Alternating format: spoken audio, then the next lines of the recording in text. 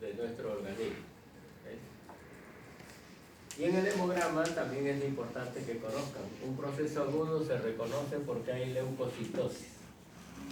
Leucocitosis viene a ser el incremento de los leucocitos en general. Y hemos dicho de que el valor está entre 6.000 y 9.000 leucocitos por milímetro cúbico. Es cifra absoluta. Para algunos términos, en algunas clínicas o centros médicos, se considera hasta 10.000, ¿no? Hasta 10.000 leucocitos por milímetro cúbico. Luego hay que ver la diferenciación de qué leucocitos están predominando. Si son los leucocitos polimorfonucleares, que corresponde a los neutrófilos, vamos a tener lo que se conoce con el nombre de neutrofilia. Neutrofilia entonces es el incremento del número de leucocitos polimorfonucleares o neutrófilos específicamente. Pero esta neutrofilia puede ir acompañada o no de una desviación izquierda.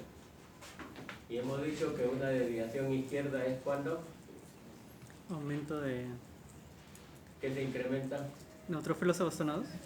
Así es, el número de abastonados. ¿Okay? Rompe la relación, porque lo normal es de que exista un abastonado por cada 12 segmentados. ¿Okay? Cuando se rompe esa relación a favor de los abastonados, se indica de que hay una desviación izquierda. ¿Okay? Por lógica, ¿no? En el hemograma, sobre todo en los porcentajes, si aumentan los leucocitos, los linfocitos van a disminuir, ¿no? Que son los segundos elementos en cantidad. Entonces, la disminución de linfocitos se denomina linfopenia. ¿Sí? Bueno, linfopenia, la disminución de linfocitos. ¿Sí? Pero es una linfopenia relativa porque solo está disminuida en lo que es el porcentaje del hemograma. A veces no está tan disminuida cuando hacemos los valores absolutos, cuando vemos la relación de eosinófilos con todos los leucocitos que debemos de tener. En este cuadro además hacemos la comparación con lo que va a suceder con los otros dos tipos o dos formas de inflamaciones crónicas, ¿no? Una de ellas es la que denominamos inflamación crónica a secas, y la otra es la inflamación crónica granulomatosa.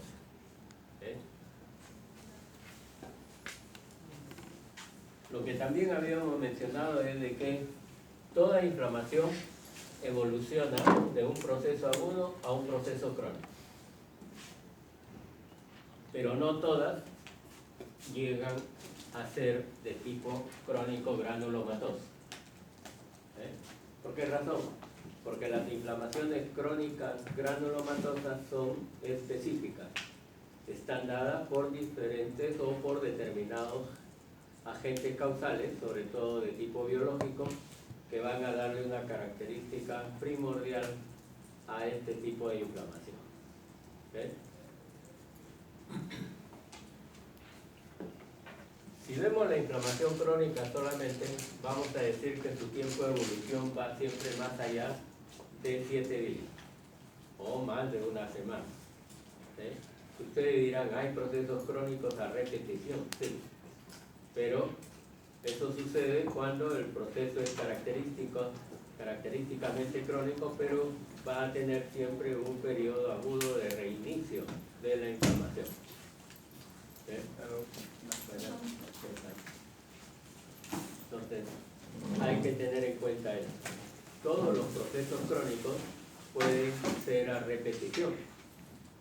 Tal es así que ustedes van a conocer que hay personas que tienen bronquitis crónica y después al año siguiente otra vez realizan el mismo proceso, ¿no? Entonces, no por ello va a tener de inicios algo agudo, pero si se tiene el antecedente que ha tenido una bronquitis crónica, de hecho, esa es una bronquitis a repetición. Algunos lo denominan bronquitis reagudizada. Entre ellos también está lo que corresponde a la bronconeumonía, ¿no? Cuando se afecta tanto las zonas aireadas, ¿no? Y los bronquiolos y bronquios específicamente, ¿no? Bronconeumonía, que es un proceso un poco más severo que una simple neumonía, ¿no? Pero que también puede ser a repetición, o reagudización. Buenas tardes. La inflamación crónica tiene la característica de que en ella actúa fundamentalmente los leucocitos conocidos como mononucleares. Y los mononucleares están considerados los, habíamos dicho, los linfocitos y los monocitos, porque tienen un solo núcleo, por eso se le denomina así, mononucleares. Pero además en los tejidos hay otro elemento mononuclear que se asocia a linfocitos y monocitos, que es ¿cuál célula? Y otra célula con un solo núcleo, sobre todo en tejidos, en la parte del tejido parenquimo. Una célula que deriva, ¿no?, de los linfocitos, sobre todo el linfocito B. ¿El plasmocito? Muy bien, el plasmocito o célula plasmática, ¿no? También, como deriva del linfocito B, tiene un solo núcleo, pero no tiene la forma del linfocito. Es así, es ovoide, su núcleo está hacia un extremo, ¿no? Es pequeño también, pero su núcleo tiene una disposición de la cromatina bastante notoria, que es, a veces se puede observar, pero muy difícil observarlos a menor aumento cuando hay inflamaciones crónicas. El típico núcleo es rueda de carreta. ¿Okay? Ustedes han visto que la rueda de carreta tiene una serie de rayos, ¿no? Entonces, la cromatina en la célula plasmática se dispone así, se dispone en forma radiada. Por eso se le dio esa semejanza. Clásico núcleo con su cromatina dispuesta en forma de rueda de carreta. ¿Sí? ¿Sí? Entonces, en los tejidos no se olviden, vamos a tener monocitos, vamos a tener linfocitos, ¿no? Y vamos a tener lo que corresponde a células plasmáticas. Pero en el hemograma solamente va a haber predominio de linfocitos, que se conoce con el nombre de linfocitosis, y también pueden estar aumentados los monocitos, cuya denominación es monocitos. ¿Sí? Por lógica también, si aumentan linfocitos y monocitos, los que van a estar disminuidos son los neutrófilos. Por eso es que se indica que hay una neutropenia relativa. Neutropenia relativa, disminución de los neutrófilos. ¿De acuerdo? Bien. No se olviden además de que los monocitos tienen como función ser, ¿qué son en la sangre? Macrófago. ¿Se acuerdan? Son los que son macrófagos.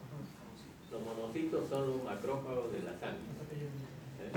Pero cuando el monocito pasa a un tejido, sigue con su misma función. Pero ahí simplemente ya no se le llama monocito, se le llama macrófago. Macrófagos tisulares. Aparte de que algunos órganos tienen su propio macrófago, ¿no es cierto? Por ejemplo, en la piel, Langerhans. las células de Langerhans. En el tejido óseo, Osteoclastos. los osteoclastos, con C, osteoclastos, ¿no? En el hígado, Célula de Kupfer. la célula, De Kupfer. la célula de Kupfer. Kupfer. ¿No? Entonces, algunos órganos tienen determinadas células que son consideradas macrófagos. Y en el sistema nervioso central, La microglia, ¿no? Así es, la microglia o microglia, ¿no? Son los macrófagos del sistema nervioso central. Muy bien, no va a ser difícil reconocer una inflamación crónica en los tejidos, ¿no? Se van a ver de preferencia mononucleares. Todas las células inflamatorias son de un solo núcleo, ¿sí? Y ahí se incluyen lo que son linfocitos y monocitos. ¿De acuerdo? La que sí revierte algo de mayor significación es lo que se conoce con el nombre de inflamación crónica granulomatosa. La inflamación crónica granulomatosa se le denomina así porque va a tener en su estructura granuloma. ¿Okay? Por eso se le llama de esa forma. ¿Y qué viene a ser el granuloma? ¿Cómo?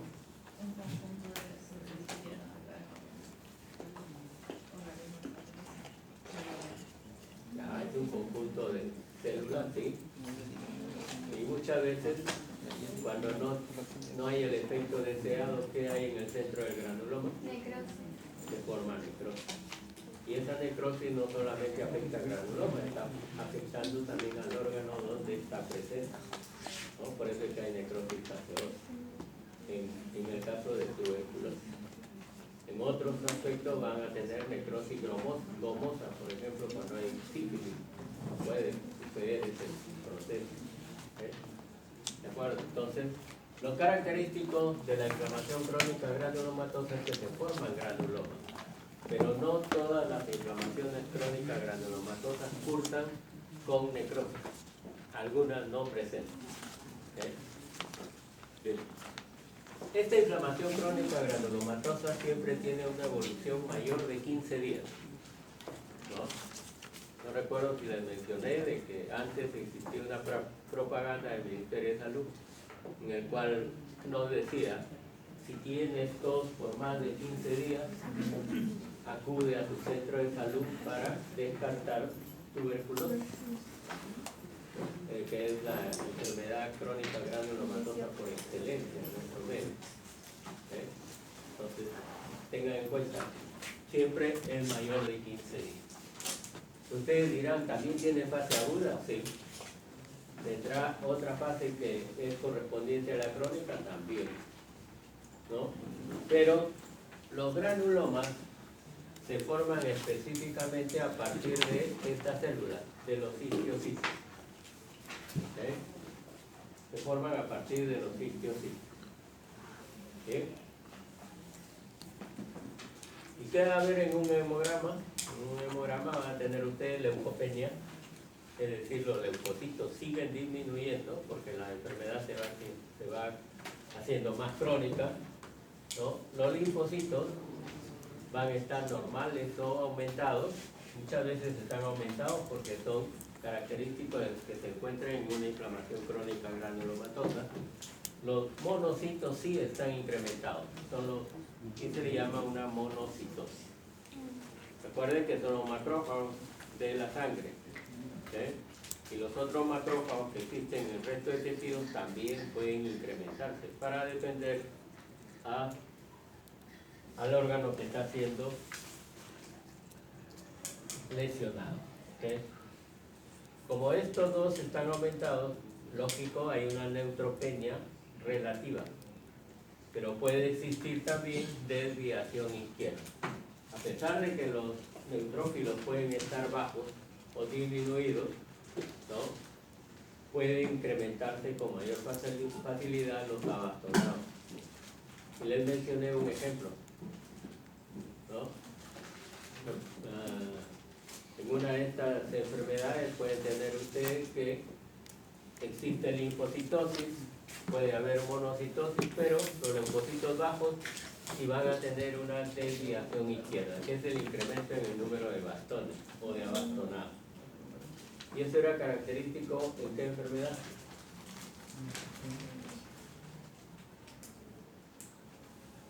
Una enfermedad entérica que también afecta a muchos de nuestros pacientes, sobre todo que es la fiebre, algo que afecta más el aparato digestivo, La fiebre tifoidea. Fiebre tifoidea. ¿Okay? Y la fiebre tifoidea es considerada como una enfermedad crónica granulomatosa, porque cuando afecta a los tejidos forma granulomas. ¿Okay? Por esa razón es considerada de esta forma.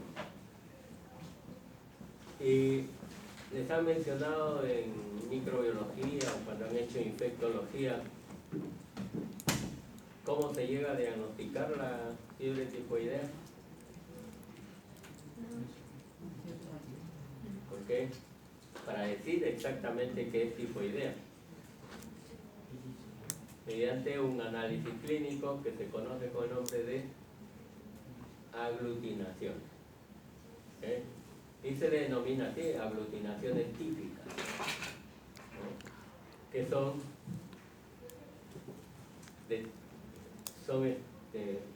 dos tipos, aglutinaciones típicas de tipo O y de tipo H. ¿Por qué razón de tipo O o de tipo H? El de tipo O es el antígeno somático, que va a reconocer precisamente el cuerpo o soma de la bacteria. Y el H es el antígeno flagelar.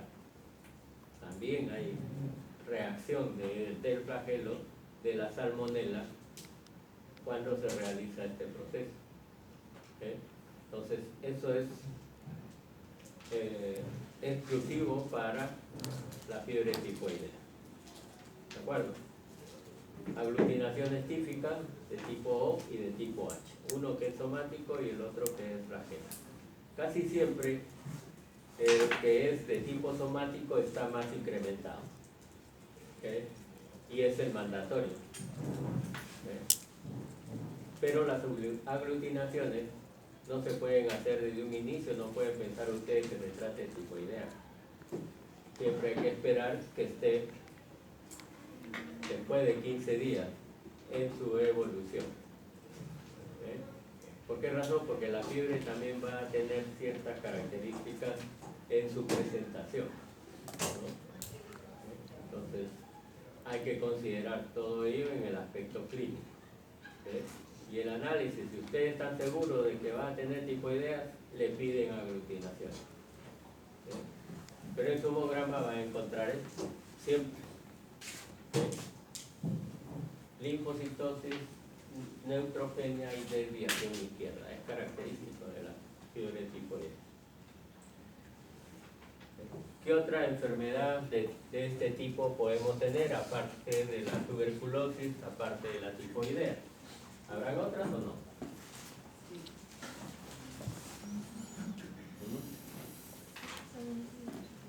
¿Habrán otras o no?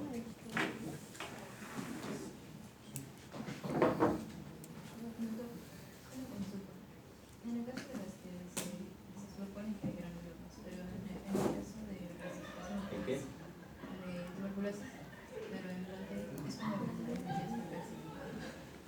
¿Calcificado? O como es. Puede calcificarse el granuloma, ¿no? Pero eso necesita más tiempo. Y sobre todo porque hay acción del calcio que ingresa a esa estructura, ¿no? Puede haber calcificación. Pero por lo general a veces no evoluciona así, ¿no? La tuberculosis evoluciona, ¿okay?, formando caverna, que es la clásica tuberculosis cavitaria. ¿Y por qué se formará la caverna?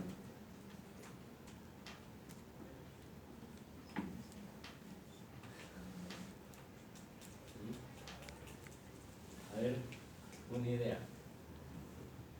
Sí.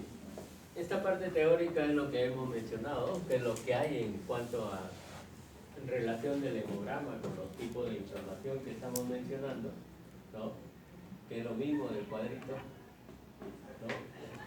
Acá está la inflamación aguda de forma específica, que ya hemos dicho, ¿no? Los signos clásicos se presentan ahí con mayor frecuencia en la inflamación aguda, ¿no? Que fueron descritos por Celso, ¿no? En la Roma, ¿no?, del siglo I después de Cristo. Imagínense cuántos años de evolución. ¿no? Y después se agrega lo que es limitación funcional con Galeno, muchos años después, ¿no? Galeno es también considerado como el patrón de la medicina, ¿sí? Y así se le consideró en la antigua Roma, ¿sí? Por eso es que cuando ustedes terminan, ¿no?, le van a decir son galenos, en homenaje a él, ¿no? Los médicos son denominados de esa forma, galenos, ¿sí? ¿Sí? Tienen la inflamación aguda, entonces, característicamente los neutrófilos, acción de estos neutrófilos. Y esto es lo característico de la inflamación aguda, ¿no? Cuando es demasiado extensa esta inflamación aguda, se forman los abscesos. ¿Absceso qué viene a ser? Acúmulo de polimorfos nucleares, o como han dicho, es el acúmulo de pus, ¿no? Entonces, y cuando hay pus, ¿qué está pasando con el tejido? Necrosis. Está necrosando. Hay una necrosis de tipo licuefactiva, ¿no? ¿De acuerdo? Por eso es que el material purulento o pus es ligeramente líquido, ¿no? Pero con una densidad bastante notoria, es denso. ¿Okay? ¿Qué significa que hay pus? ¿De acuerdo? Y estos son los característicos polimorfos nucleares. ¿Okay? Su núcleo está segmentado, se le llama así también, ¿no? Neutrófilos segmentados, ¿no? Y en algunos textos se indica de que mientras más segmentaciones tenga es porque el neutrófilo es más viejo. ¿Okay? Pero recuerden que su tiempo de evolución es de ¿cuántos días? 3 o 4. ¿Ah? Claro, a lo mucho 4 días. A lo mucho 4 días. Más allá no dura el neutrófilo. Por eso es que constantemente se están renovando en la médula ósea roja. ¿Okay? Y por eso también es que cuando tenemos una inflamación aguda, la médula ósea roja produce más de estos neutrófilos. Los hace madurar más rápido para que se incremente en nuestro organismo. Mencionamos esto en los mediadores químicos. Los mediadores químicos tienen una gran importancia en lo que es el proceso inflamatorio y son de diferentes tipos, solo que van a estar caracterizando a determinadas áreas de cómo va incrementándose la inflamación o sobre qué estructuras van a actuar. Por ejemplo, todos estos elementos, hasta acá, participan de los cambios vasculares inflamatorios. Y en ellos están prostaglandinas, óxido nítrico, serotonina, la histamina, los factores de complemento, que en inflamación solo intervienen el C3A, C5A, C3B y C5B. De todos los factores de complemento que tenemos, estos actúan característicamente sobre el proceso inflamatorio. Luego vamos a tener leucotrienos, que van a actuar específicamente para lo que es el movimiento de los leucocitos, ¿no? Que son C4, D4 y E4. ¿Okay? Son estos los leucotrienos que participan. Y hay un elemento que tiene esta sigla, ¿no?, que se refiere al factor activador plaquetario, ¿no? No me van a responder cuando le ponga cómo interviene la Fuerza Aérea Peruana, no es, ¿no es cierto? Nos estamos refiriendo al factor activador plaquetario que participa de los cambios vasculares inflamatorios, específicamente. ¿Okay? Entonces las plaquetas también intervienen en el proceso de inflamación, ¿no?, elaborando, dando origen a este factor. ¿Okay? Luego hay mediadores químicos que activan los leucocitos en forma específica, ¿no?, o tienen su acción sobre los leucocitos, nada más, ¿no? Y vamos a tener leucotrieno B4, leuco de leucocito, ¿no? Leucotrieno B4. La segregación que tienen las bacterias también, ¿no? El leucocito va a ser estimulado por esas secreciones o productos bacterianos para poder activarse mayormente. ¿Okay? Entonces, eso también hay que tenerlo en cuenta. y vamos a tener las quimiosinas o quimioquinas. En todos estos activadores leucocitarios vamos a tener el mecanismo de acción de leucocitaria, ¿no? El leucotrieno B4, ¿no? Que como mencionaba al inicio, junto con el C5A van a ser específicos para la migración leucocitaria. Recuerdan que pasamos un evento de la migración leucocitaria. Ahí se señalan también los elementos que participan como mediadores químicos de la inflamación.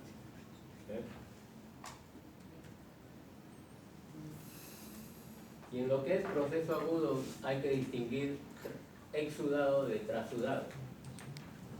Los dos pueden haber en un proceso agudo.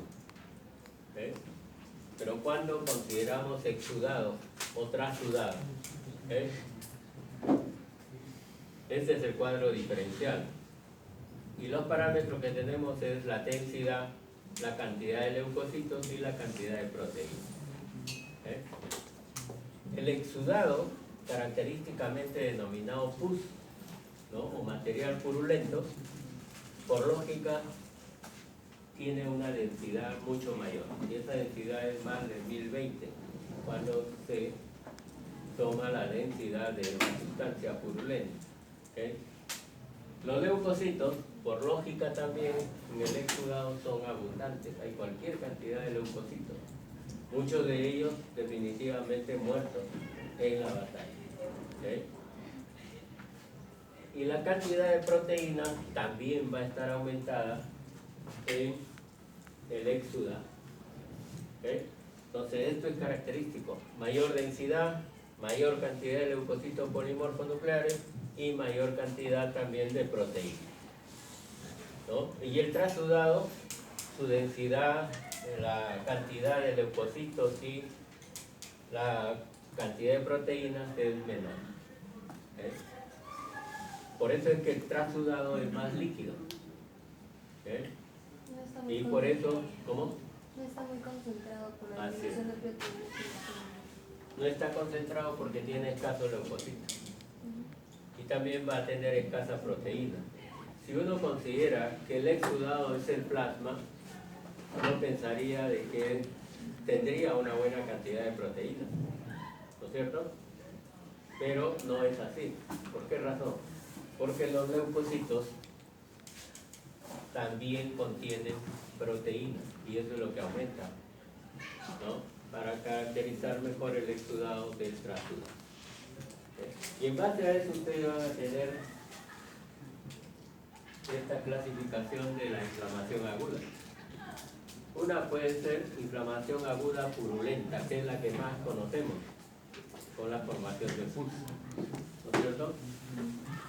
Y lo característico es que esta inflamación aguda se produce por acción de agentes biógenos, así se le denomina a los microorganismos que generan pus, se le denomina así, microorganismos biógenos, que definitivamente significa generadores de pus, ¿no? Y cuando este material purulento es abundante, vamos a tener abscesos que pueden presentarse en cualquier órgano, ¿no? Pueden ser en los glúteos, en el cerebro, en el hígado, en el pulmón, ¿no? Ahí podemos tener cualquier cantidad, muchas veces, de formación de pus. Y en la pleura, ahí sí no se le denomina absceso, en la pleura se le denomina como empiema pleural. Empiema pleural es el nombre que recibe el acúmulo de material purulento en la pleura. Recuerden ustedes que la pleura puede tener muchas veces lo que se conoce con el nombre de derrame pleural, que algunos lo llaman pleuresía, pero esa es la acumulación de líquido. Es considerado como un trasudado. Pero si aparte de ello aumenta la pus, ahí ya deja de ser trasudado, se convertiría en una secreción purulenta, ¿no? En un exudado. Bien, cuando predomina más la sustancia líquida o el suero, vamos a tener un exudado fibrinoso. que se ve como un material rosado a la coloración hematoxilina de eosina. ¿Ok? Entonces, la fibrina, a este exudado se le llama así fibrinoso porque el componente de este material es la fibrina. ¿Y qué viene a ser la fibrina? Es una sustancia proteinácea característicamente no conocida como suero, ¿ok? Que va a secretarse con mayor frecuencia, ¿no?, en los espacios pleurales, también en la cavidad abdominal. Ahí en la cavidad abdominal se le llama ascitis, que es una forma de edema, porque si esta ascitis es bastante notoria, el abdomen va a estar balonado en ese paciente. Y también en el espacio pericárdico, donde recibe el nombre de pericarditis. ¿Qué ocasionará en el pericardio? O en el espacio pericárdico. Aumento de fibrina. ¿Cómo? Aumento de Aumento de... fibrina. No, de hecho aumenta la fibrina, pero ¿qué va a causar en el paciente? Si ese espacio pericárdico, ¿no?, en Morfo 3 se le mencionó de que a lo mucho debería haber 50 mililitros de líquido, más no. Pero si por este exudado fibrinoso aumenta la cantidad de líquido en el pericardio, ¿qué va a pasar si se llena de líquido el pericardio? Derrame. Se le llama así también derrame pericárdico, pero ¿qué va a causar al paciente?